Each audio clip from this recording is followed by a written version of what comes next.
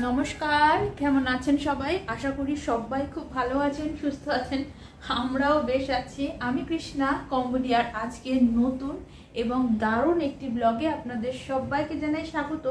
জানেন এখানে তো এত বৃষ্টি, আর বৃষ্টি হলেই মাছের রাজা ইলিশ মাছ পাওয়া যায়।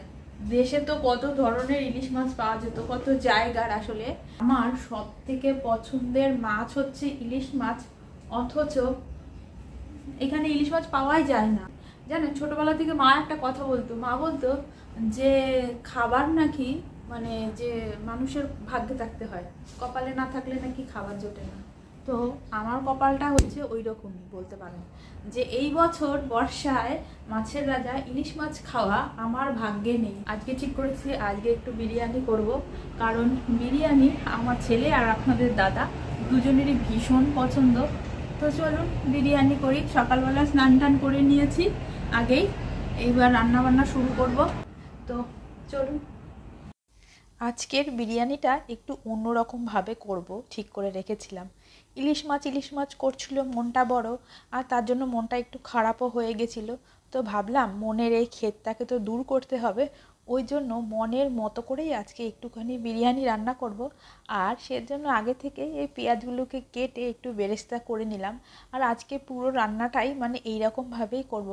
আলুগুলোকেও একটুখানি সুন্দর করে ভেজে নেব। আর এই বেশি করে তেল দিয়ে আলুগুলো ভাজলে আলুর মধ্যে একটুও তো তেল পরে লেগে থাকে না, আর আলুগুলো বেশ মুচমুচে হয়ে যায়। আর এইবার এই যে চালগুলোকে একটু মেপে নিচ্ছি। আপনাদের দাদা তো দুপুরবেলায় খাবে না, সে আজকেও লাঞ্চ বাইরে করবে মানে অফিসেই করবে, যেহেতু থাইল্যান্ড থেকে যারা গেস্ট আসছে তাদের সাথেই করবে। আর 3 পিস বড় বড় লেগ পিস নিয়েছি একেবারে থাই সমেত। তো ওই জন্য 3 পিসই নিয়েছি, যে বেশি নিলে হয়তো থেকে যেতে পারে। আর আপনাদের দাদা খাবে না, সে রাত্রেবেলায় খাবে। তো এই মাংসগুলোকেও সুন্দর করে ঢেকে ঢেকে ভেজে নিয়েছি। ভাজলে যেহেতু পেঁয়াজের তেলেই ভাজছি, এই জন্য একটা ভীষণ সুন্দর গন্ধ বেরোচ্ছে, জানেন তো? হয়তো আপনারা পাচ্ছেন না, কিন্তু আমি পাচ্ছি। একটা ভীষণই সুন্দর গন্ধ বেরোচ্ছে। আর মাংসগুলো এইভাবে ভেজে নিলে বিরিয়ানিটা দেখতেও সুন্দর লাগে। আর এখানকার চিকেনগুলো বেশ ভালো, একটুখানি মানে ঢেকে ঢেকে ভাজলেই বেশ সুন্দর সেদ্ধ হয়ে যায়। এইবার মশলাটা আলাদা করে কষিয়ে নেব। তবে মশলায় পেঁয়াজ আর কুচিয়ে দেব না, আর টমেটোগুলোকেও আজকে আমি এইভাবেই দেব। এই আস্ত আস্ত টমেটোই দেব। মানে ঠিক করেছি যে পুরো রান্নাটাই আজকে আমি আমার ইচ্ছে মতো করব। ওই জন্য টমেটো পেঁয়াজ সবই এইরকমভাবে দিলাম। আর দেওয়ার সাথে সাথে জানেন বড্ড তেল ছেটাছিটি করছে। আর তারপরে মা আমাকে বলেছে যে তুই যখনই তেল এইরকম ছিটবে সঙ্গে সঙ্গে হলুদ আর লবণ দিয়ে দিবি। জানেন এরকম বহুবার হয়েছে যে তেল ছিটে আমার সারা হাতে ফোস্কার মতো ছোট ছোট দাগ পড়ে রয়েছে। আর সেটা সারা বছরই মোটামুটি থাকে। তো মায়ের এই টিপসটা আমার ভীষণ কাজে লেগেছে। এবার মশলার একটু জলটা দিয়ে দিলাম, ব্যাস আমার কাজ শেষ। এইবার মশলাটা কষুক নিজের মতো, আর তারপরে আমি অন্যান্য কাজগুলো করব। আর এর মধ্যে একটু ওই বেসিক মশলাগুলো দিয়ে দিলাম, একটু ধনে জিরের গুঁড়ো আর একটু বিরিয়ানির মশলার গুঁড়ো। এই মশলাটা যখন কষাই ওর মধ্যে একটুখানি বিরিয়ানির মশলার গুঁড়ো দিলে বেশ সুন্দর গন্ধও হয়, আর মশলাটা বেশ থিকনেসটাও ভালো হয়। ব্যাস ঢেকে দিলাম, আমার কাজ শেষ। আর চালটা তো আমি আগেই ধুয়ে রেখেছিলাম, আর ওর মধ্যে একটু ঘি সব কিছু দিয়ে রেখেছিলাম। এইবার ওই যেগুলো ভেজে রেখেছিলাম মশলাটা কষতে কষতে ওইগুলো দিয়ে এবার সাজিয়ে নেব। আর ততক্ষণে আমার মশলা কষানোটাও হয়ে যাবে। আর এই যে পেঁয়াজ বেরেস্তা করেছিলাম, তো সেইটা দেব যতটুকু প্রয়োজন ততটুকু, পুরোটাই দেব এমন নয়, রেখে দিলাম ভেজে, যদি পরে কখনো লাগে ফ্রিজে রেখে দেব। আর এই দেখুন মশলাটাও সুন্দর কষানো হয়ে গেছে, তবে পুরো মশলাটা দেব না, যতটুকু লাগবে ততটুকু। তো আজকে ঠিক করেছিলাম যে আমি রাইস কুকারে বিরিয়ানিটা করব। রাইস কুকারে করলে না ভীষণ সহজ, আর কোনো দম দেওয়া বা কিছু কোনো প্রয়োজন নেই, জাস্ট বসিয়ে আপনি আপনার মতো কাজ করতে পারবেন। দাঁড়ান প্লাগটা তো দিয়ে দিলাম। এইবার এইটাকে ওয়াম্মুর থেকে কুকে দিয়ে দিই, এবার ওর মতো কুক হোক।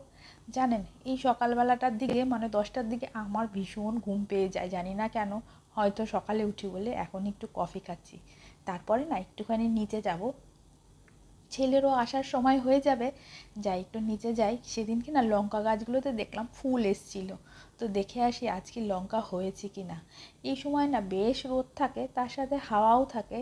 আর এইখানে এই দেখুন জায়গাগুলো দেখলাম পরিষ্কার করেছে, তবে আমাকে সেদিন ডাঁটা শাকগুলো নিতে দেখে ওরা ডাঁটা শাকগুলো তুলে ফেলে দেয়নি, না হলে অন্যান্য সময় এইটাও ফেলে দিত।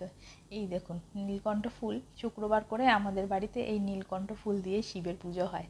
আর এইখানে দেখলাম সব জায়গায় পাহাড়ি এলাকায় এই ছোট্ট ছোট্ট ফুলগুলো, এগুলোর নাম জানি না, তবে ভারী সুন্দর লাগে দেখতে। আর রঙগুলো একেবারে ডিপ রানী কালারের। চলুন দাঁড়ান লঙ্কা গাছে দেখি লঙ্কা হয়েছে কি না। এই দেখুন বেশ সুন্দর ছোট ছোট লঙ্কা শুরু হয়েছে সবে হওয়া, তবে 1 সপ্তাহের মধ্যে এই গাছ থেকে লঙ্কা পেরে আমি খেতে পারবো। আর ওইদিকে আমার ছেলেও চলে এসছে। আর চলুন, রাইস কুকারে তো বেশিক্ষণ লাগে না, ওই 15 মিনিটের মধ্যেই হয়ে যায়। যাব ওপরে, ওকে স্নান করিয়ে খেতে দেব। এখানে আরও লঙ্কা গাছ ছিল, ওরা তুলে ফেলে দিয়েছে। এই যে দেখি বিরিয়ানিটা ঠিক কী অবস্থায় আছে। ভীষণ সুন্দর একটা গন্ধ বেরোচ্ছে, আর আলু আর মাংস একেবারেই সফট হয়ে গেছে, দেখতেও কিন্তু দুর্দান্ত হয়েছে।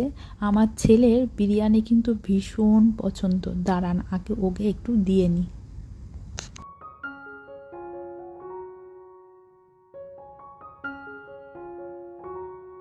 যে আগে ওকে দিই। জানেন যেদিন বিরিয়ানি হয় ছেলেটা আমার বড্ড লক্ষ্মী হয়ে যায়, একেবারে আগে থেকেই সে বসে পড়বে টেবিলে।